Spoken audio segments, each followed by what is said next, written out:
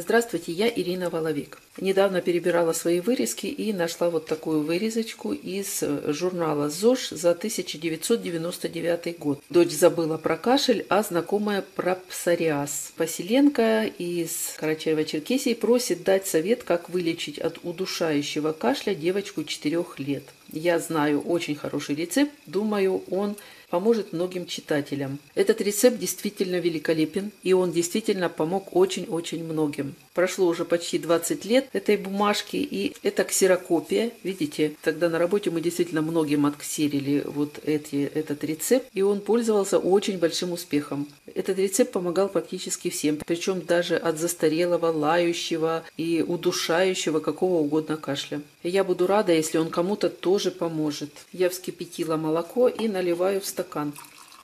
И по написанному следую. Итак, вскипятить 1 стакан молока и сразу же в горячее молоко добавить и размешать в такой последовательности. Это важно, в какой последовательности добавлять продукты. Так написано. 1 столовую ложку сливочного масла, 1 столовую ложку меда, питьевую соду на кончике ножа или ложки, как я вот делаю. Все это размешиваем. Далее нужно взять сырой желток 1 яйца. Сначала его перемешать и влить сюда. Продолжать перемешивать.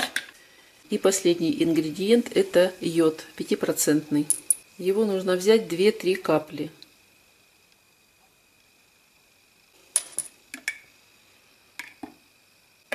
И коктейль готов. Он получается очень приятный на вкус. Детям пить по полстакана 3 раза в день в теплом виде, а взрослым по стакану. И пить до тех пор, пока кашель не уйдет. Кому-то, может быть, и 2 дней достаточно будет, а кому-то и побольше. Если кашель застарелый, то, естественно, дольше придется полечиться. Будьте здоровы, до новых встреч!